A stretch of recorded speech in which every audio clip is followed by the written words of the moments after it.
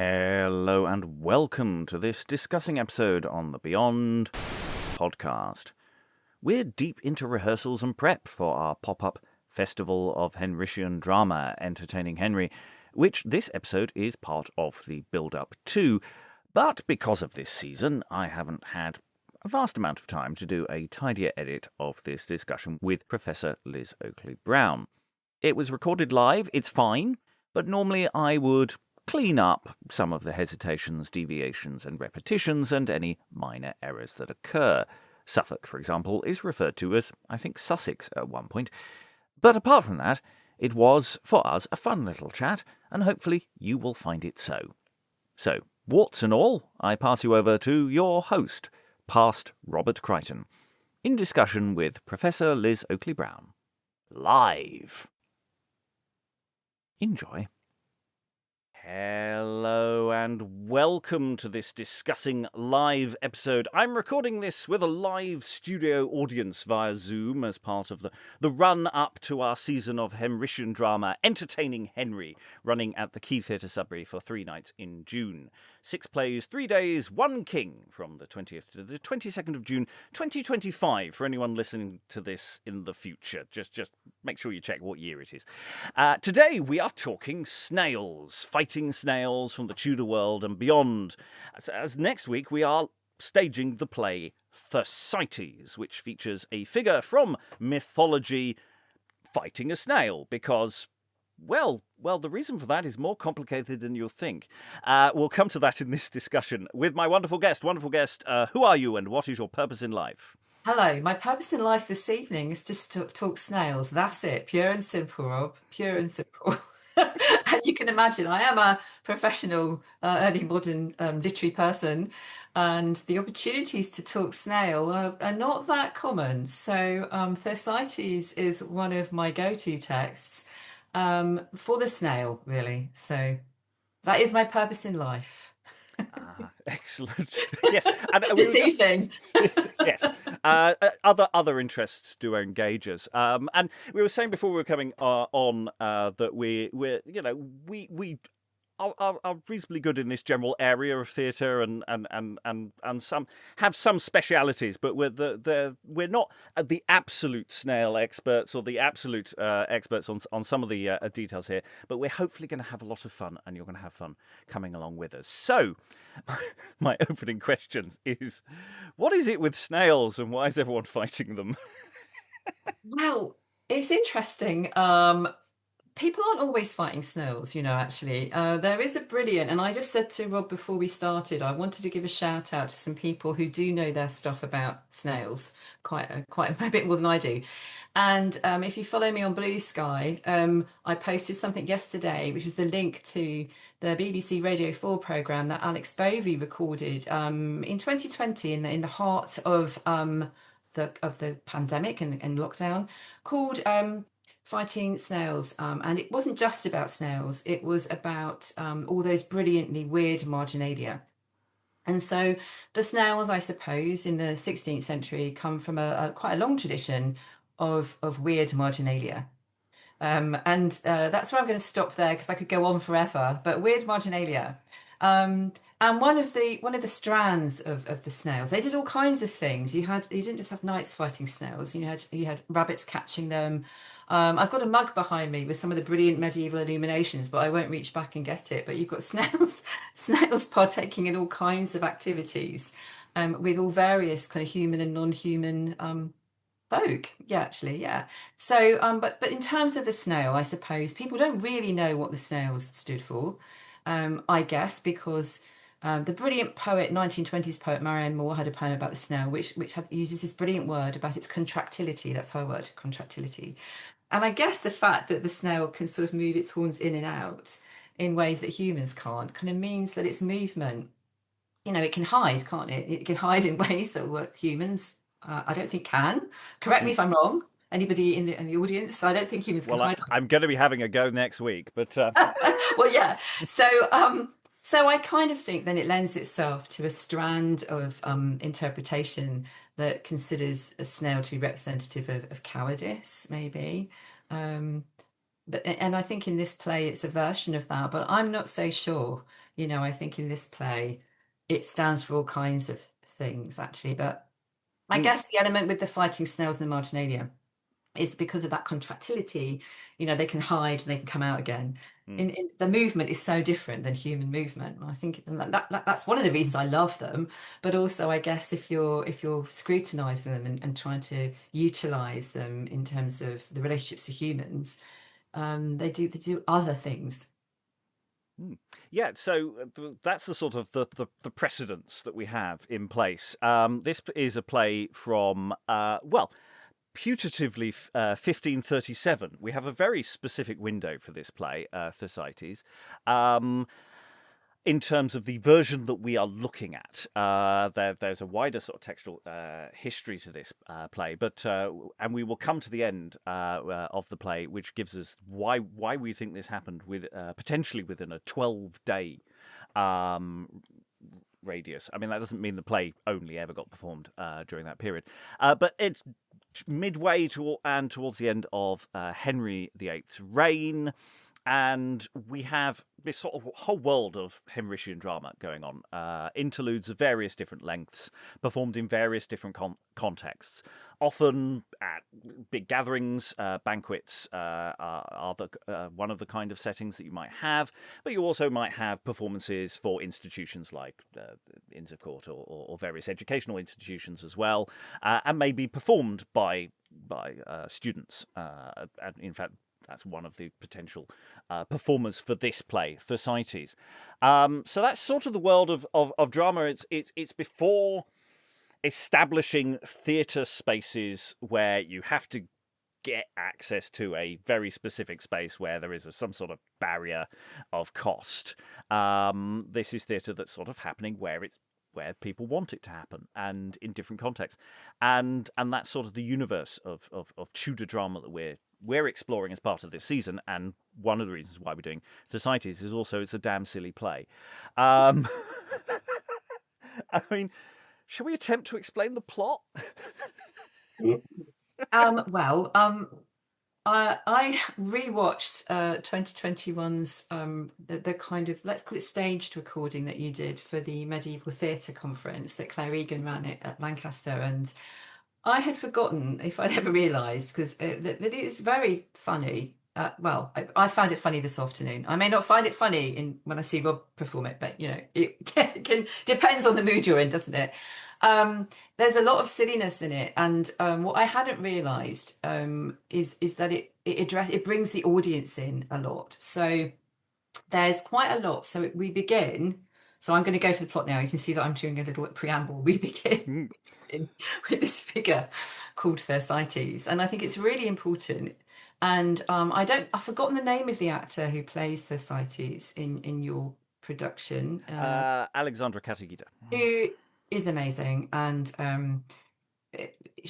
it's important, I think, to have the complete the kind of stance and the attitude of what is a figure called Thersites, who, if you know your classical literature, you will have a sense of Thersites. But I guess one of the jokes could be that this Thersites is nothing like the Thersites that you may have heard of. So I'm going to pause, because now I'm going to turn to Robert now and say, and Thersites in classical literature. Oh, you're passing the classical literature over we're to doing me. the dance. I start the dance. Yeah, this is the dance. So if the play presents him as more of a braggart soldier of this person who is this try-hard wannabe fighting man, whereas the sort of and there's an element of that in the mythological version of him that he's someone who was at Troy, and is there, but he's much more just generally abusing everybody on some level, and there is an element of question about his physicality as well, which I don't necessarily think is something that this play is addressing or is interested in, but he's supposed to have some form of physical disability, and that may be connected to the nature of his character, which is a whole entirely separate area that we're not really going to be talking about today, but would actually make a very good discussion for another area. But in someone who's theory, quite obscene, and just generally a downer on the whole war at Troy, in various different forms. Yeah, he's definitely not a heroic character. So it's not as if this interlude is kind of reversing, is presenting Thersites, who perhaps was a heroic character and doing something else. It's not that at all. It's something far more subtle, which I think I've grasped. It's I think appealing to its audience's knowledge, I think, in some respects, and sort of accepting that the Thersites that they would know, isn't actually a positive character, and almost giving us a bit of backstory to Thersites, perhaps, because it's interesting because I kind of, we know he's come back from a war, but oh my goodness, we cannot escape. And this is where we have to bring the second really important character into apart from the snail, of course, but the snail was We exceptional. will come to the snail, but the human, the other important human character is Mater. I think, I mean, and it seemed to me that if this play was produced around the time that Edward was born, it is a play about sons and mothers in some respects. And in fact, the most of the first like 20 minutes, really, depending on how long you dramatize it for, is firstly a long bit where you're introduced to Thersites, this braggart, who who's wants to buy some armor. That's right. He buys some armor. We'll come back. There's some more wordplay. So there's another important figure, which it depends, doesn't it, on your perspective? But I like to think Mater's quite important because his reactions to Mater, he's a bully, but she also tries to stop him going off to war. So there's a really interesting relationship there that I don't think I'd like to delve too deeply into. Yes, so we have Thersites, we have his mother, and there's this question of, does Thersites actually want to go to war, or is he just posing to go to war? And actually he doesn't want to go at all. And the very opening of the play is he's buying armor from Mulciber, right. From Vulcan's forge, and he's trying to buy the best armor in the universe, and it's a constant sort of back and forth between the purchase he wants to make and the salesmanship of Mulciber saying, no, this is the and absolutely, I didn't take it from the back of the shop at all. And again, a lot of humor again on the production and what how you're trying to produce it. I guess a lot of humor, I think, could come from that interaction of the whole armor business, which is why I was going to just, I think, between Thersites and his mother, you have got this quite a long bit of business then with Mulciber, also known as Vulcan, I suppose. Again, this play domesticates, in interesting ways, I think. Kind of it transposes these classical tropes, ideas, concepts that a learned audience will recognise, but can get enjoyment out of. And I think that enjoyment might be lost on people like me, but.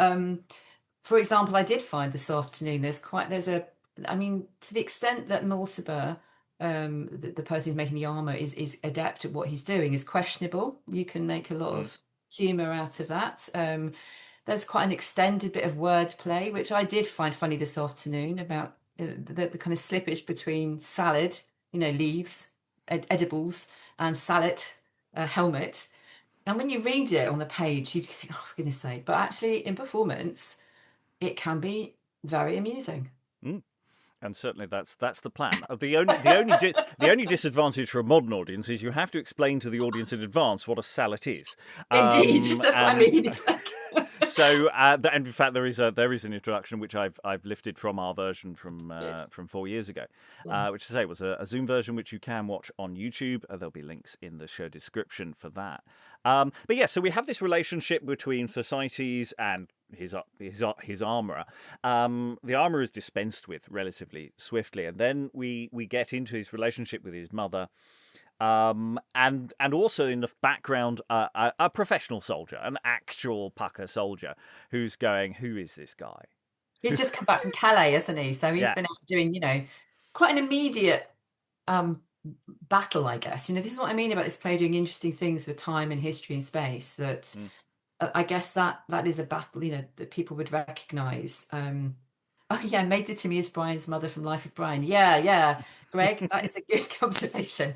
Yes. Just back to do something to Thank you music. for the chat there. It's true. Um, but yeah, so I think this kind of idea of maybe, weaponry, armory, war, like an older kind of war and a newer war, that is very serious. That is a very serious strand, I think. Mm. Um, And so within this matrix now of having met the character, having met his mother, having a professional soldier in the background watching this guy, we are introduced to a snail. yeah, That's the point when the snail appears. This it this is. this is the point where everyone now is starting to really hone in on where we're going with this. And we should really note that I think at this point that this is a play that's been adapted from an earlier text by a chap called Textor, of whom we don't know a vast amount. He was writing dialogue plays and text for his students over in Paris in the previous generation. He's dead by this point, or very late in his career at this point.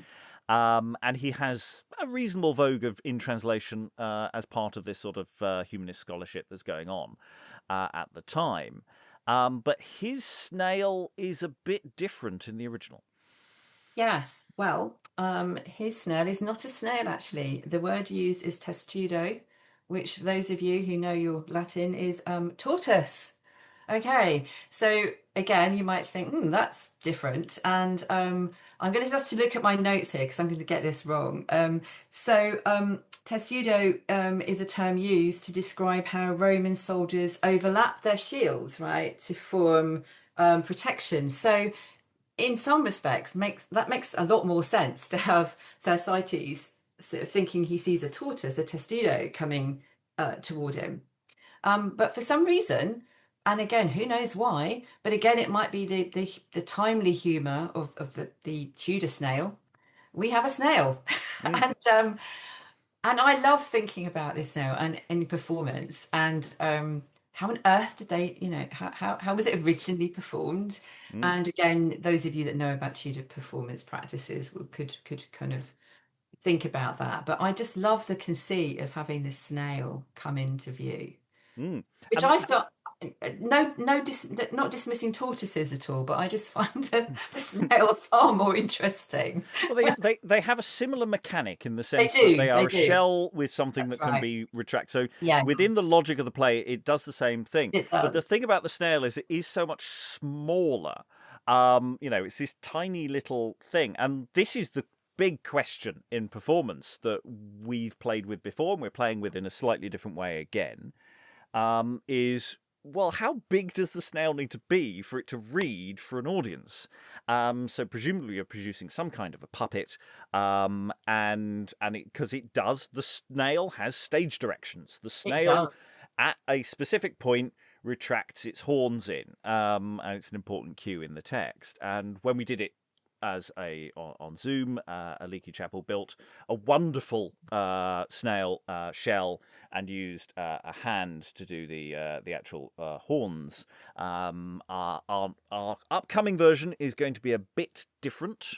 There will be a number of snails. There were originally going to be 3 snails in different scales. There are probably only going to be 2 at our current state, but we shall see. There's still a week and a half to go of snail construction options. But we have a certain design aesthetic that we're going for, so we'll see what happens. But yeah, the question of how do you do the snail is a really interesting one, because the snail to a large degree doesn't have to do a lot, so it doesn't have to be very No. complicated, but the comic potential of said snail is pretty big. It's vast, I think. And when I was thinking about this play and just writing about it from a non-human perspective, this is my first time I've really ever thought about the humans in this to some extent. But I'm very interested. There's also a worm. We might come on to that, but we'll just Mm. stay with the snail for the moment. Yeah, I mean, I was thinking, does this? But I don't think there's a stage direction that tells us that the snail leaves. So No, I no, don't I think love there the is. idea I of will this. check this. I'm going Yeah, to it's the live thing. textual criticism Perfect. as we go. Yeah, I love the idea of the snail just kind of, I don't know, does this snail stand there, just being there anyway, just Yeah. being there? Um, looking now, I don't know if a snail can do this. This kind of asks a lot of the snail and the performer of looking, I don't know, intimidating, but in a kind of snail-like way. Now, I don't know what the heck I'm talking about. It's been a long day, but Mm, that idea of if you had the snail, there's because there's some more business that goes on mm. after Thersites thinks that he has defeated the snail, and of course, the other thing we The snail is the halfway point. I mean, the snail yeah. stage directions are: here must a snail appear unto him, and he must look fearfully upon the snail. Then he must fight against the snail with his club, and he casts his club away. Here he must fight then with his sword against the snail, and the snail draweth her horns in. Yes, So I'm the snail is always gendered. it is, and you know, it's so interesting. Well, I find it interesting that it wasn't until the 17th century that the hermaphroditic nature of snails was actually recorded. And if I was a really good scholar, I'd tell you, but you can read my chapter. There we are, there's a plug. So it is really interesting that the snail is a her, Mm, which again, given and what we should probably say, well, we didn't, is that Thersites, before we get to the other figures on the stage, the Mulciber and then the mother, there is some really bawdy stuff going on mm, with him and some of the younger women in the audience. mm, So there is a whole strand of misogyny, you know. mm, So I don't think it's a coincidence that this snail is gendered female, actually, mm. because to me it makes a lot of sense if you then sort of read the play from a feminist or a gender's perspective, that you've really got then, you know, Thersites trying to defeat a coded woman coded snail, which is impossible now we know, but Yeah, it was I mean, yeah, this is the thing. I'm not sure how you're and going to tell the audience that the. no way, you know, I'm just kind of Yeah, taking the but opportunity yeah, to know, but oh, you could, well, I don't know, again, mm, you don't want to, and I'm being serious here, mm, how you, I mean, that when you read it, you know, depending on how you're reading it, it makes quite a lot of difference, doesn't mm. it? But I suppose in the 21st century, we now know that snails are not gendered. So I don't, yeah. What are you going to do, Rob? Well, everyone's going It's to not have too much of a surprise. yeah, going to have to come and find out. Mm. Though I think it would be fair to say the snail will have a beard. So, in this particular interpretation, unless someone decides to step up and be the snail instead. But Oh, there's a casting clue there. yeah. Right. So, yeah. So we have this fight with the snail, and the snail withdraws from combat. I mean, it'd be fair to say I don't think Thersites technically wins I think by it's any stretch of the debatable. imagination.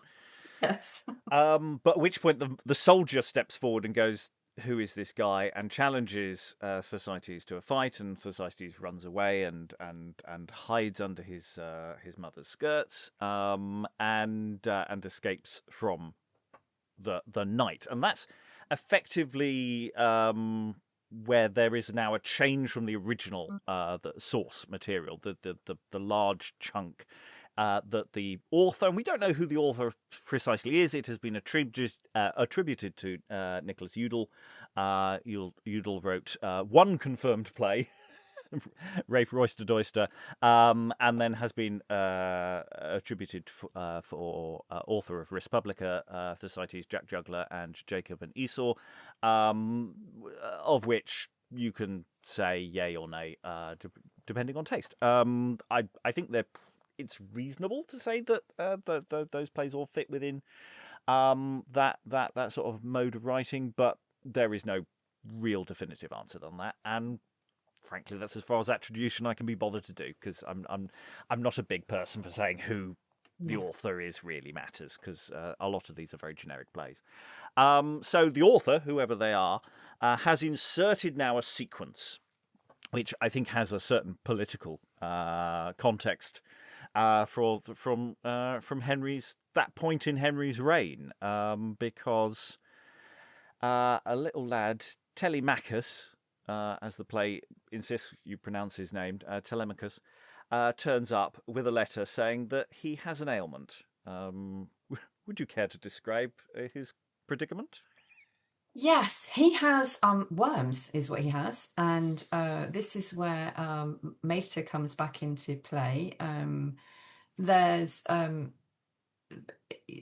it would be beneficial if Telemachus could be cured, let's put it that way, Yes. for all. And there's a very, very, very long incantation, spell, goodness knows what we're going to call it. Weirdness. Where the stage directions, again, you've got your text there. I am. Something like Telemachus lies down or something. Yes. I've got that. And then Mater performs some sort of conjuration spell, who knows what, but it's very long. And then he must lay him down with his that's belly right. upward, and she must bless him from above to Yeah. beneath, from top to toe. Well, beneath as low down as you need to for worms, I assume. And then says the following, which is a fascinating bit of text to try and pick apart.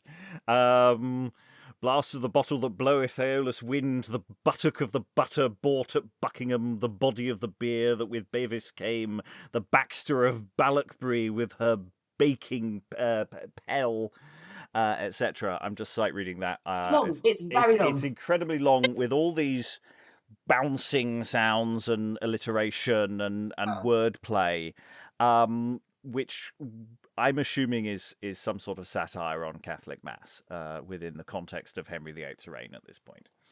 I think that's probably the most logical explanation for this very weird moment in the context. I mean, actually, it makes more sense if you extrapolate it from the rest of the play in the way that you've just done, Robert, and just then sort of explain it. But once you've had this fight with a snail, and it's quite quick, isn't it? I suppose the interludes, as we know, are not long. So as a member of the audience, you've just got over the snail fight, and then you have a little bit of business, and then it's this worming business, and it's like, okay. So again, from a 21st century perspective, watching it in performance, it is odd, I think, but not bad odd, but just kind of curious odd, But I think, as you've just described it, that makes perfect sense. How that fits then with the first bit is kind of interesting. Or does it not? Well, yeah, I mean, there is no stage direction for any worms being extracted. I mean, when we did our Zoom version, we did have a worm. It was a very jolly worm. It was very happy, and full disclosure, this is a sequence that we're not doing in our live staging this time around. As ever, we are always playing around with what we think is going to work for a modern audience, and we've already mentioned, for example, some of the misogyny earlier. We have trimmed that out. I mean, there's still always going to be some elements in there, but there is a matter of trying to tighten up the something that doesn't have a plot. I mean, we said at the beginning, let's explain the plot. There isn't really a plot. Thersites is a braggart, and he's going to get his just desserts in a few minutes. And we're going to have some, I suppose, a couple of non-human organisms. I'm trying to living creatures. The snail and the worm that obviously are quite timely for various reasons. The snail, as we've discussed, we're not quite sure, but snails were popular in terms of allegorical interpretations, and I guess worms were very common. What can I say? Yeah, I mean, if you're living quite close to a lot of livestock in various fashions, I'm sure these. I don't know precisely how these things work, but make sure you cook your pottage thoroughly. And then we return to Textor's original narrative, where basically the Miles, the soldier, returns and Thersites downs tools and runs away, and the soldier's left alone to speak to the audience. And this is why we know that, or at least this bit of the text that I'm going to read now, has a 12-day window for performance. So at the end of a play, it's usually turned to the audience. I'll explain the moral. They explain the moral. And then it's prayers for the king or queen. And so pray for his grace with hearts that doth not feign, that long he may rule us without grief or pain. Beseech ye also that God may save his queen, lovely Lady Jane, and the prince that hath sent them between, to augment their joy and the commons' felicity. Fare ye well, sweet audience. God grant you all prosperity. So that is from Friday the 12th of to Wednesday the 24th of October, when the elements mentioned there are true. Because it's all rather sad, because, of course, that's from the birth of Edward to the death of his mother. Which sort of is a bit of a downer to take what is otherwise a very fun and silly play, various issues with it aside. But this gives us a potential snapshot of when they were thinking of performing it. And maybe it wasn't performed at this time because everything went horribly wrong. And actually, this is something that was never said outside of a rehearsal. Exactly, because it's not, the play, it's quite, as you know, an interlude, I keep saying, is short, so it goes through quite a lot. Even though nothing happens, it does go through a lot of emotions, a lot of kind of, yeah, it does actually. And from our perspective, then it goes from this sort of ridiculous play to this very sad kind of reminder. And I said earlier that I'm sort of subsequently seeing this play as more and more about sons and mothers, actually, in or the mother figure. And then, of course, we have a mother figure who dies, which doesn't really fit with the play at all. Especially, when we also, just occurring to me that this whole moment of cunning folk, sympathetic magic, that is occurring there is in terribly poor taste at that precise moment in time. So you can almost see people going, "We're not doing this one. Let's just all this is no longer appropriate," and at some point ends up on the print market because it's lying around. Yeah, and it wasn't printed, was it, till the 60s? Have I got that right? Yes, it's not printed for a while. So it's as with so many plays at this period, is that of course, it's not like later in the end of the century when printing sort of figures out what to do with the theatre industry, and plays will sort of get printed within a couple of years of appearing on stage. Everything's much more ad hoc, and certainly when Elizabeth, I think, comes to the throne, there's an awful lot of people pulling out the stuff that they didn't think was going to get printed, and a lot of stuff just sort of comes out the woodwork, actually, and the potentially mocking the Catholic Mass is something that you wouldn't have got printed under Mary, for example. No, and necessarily. I'm going to show a book, and I'm going to try it because this is the one, in case you don't know, that this is Marie Austin's brilliant edition, which has got everything that I know about this play is from there.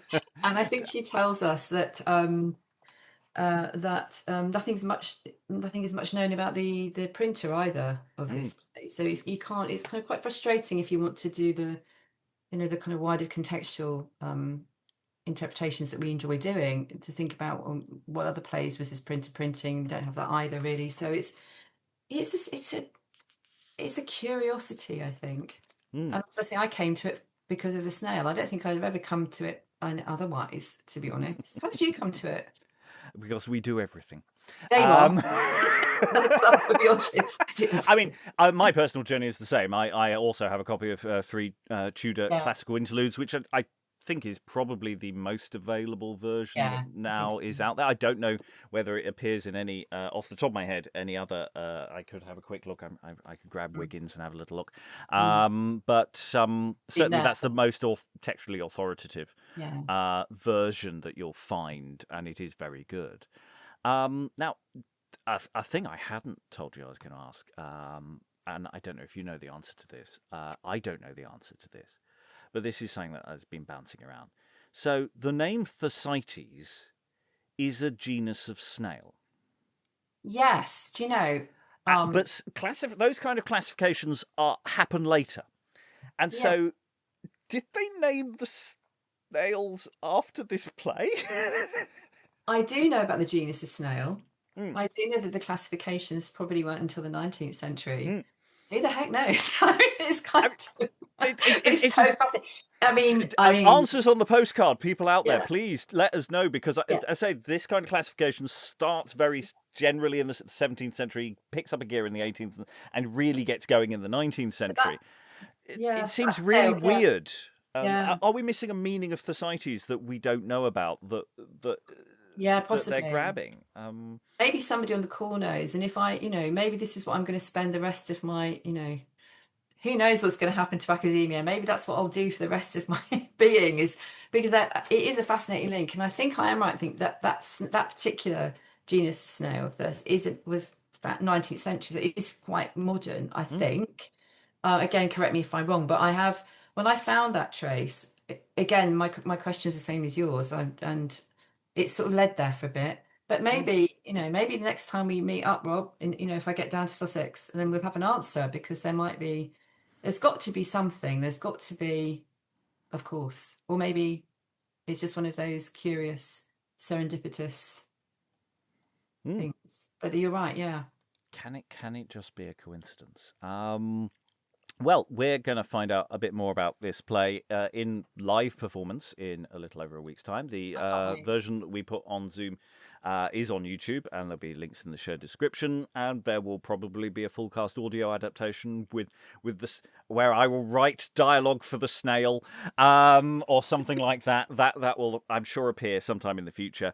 As ever, we keep returning to these plays again and again, just to see what different things can come out of it, and we appeal to you in the world to think kindly on the snail, and make more of the snail yourselves, and let us know about it. Do you have any final thoughts to throw in before we close and say hello to the audience? I don't actually. I think again, it's just a real privilege and to talk about a text like this, because where else would I? Except in my book. No, where else would I? But thank you, Rob. I've really enjoyed it, and yeah, thank you so much. I hope it's been vaguely entertaining. We've clearly had a nice time. We had a lovely time. This is the point when the audience start throwing things at us digitally. So we will be performing this at the Key Theatre in Sudbury on the 22nd, Sunday the 22nd of June 2025.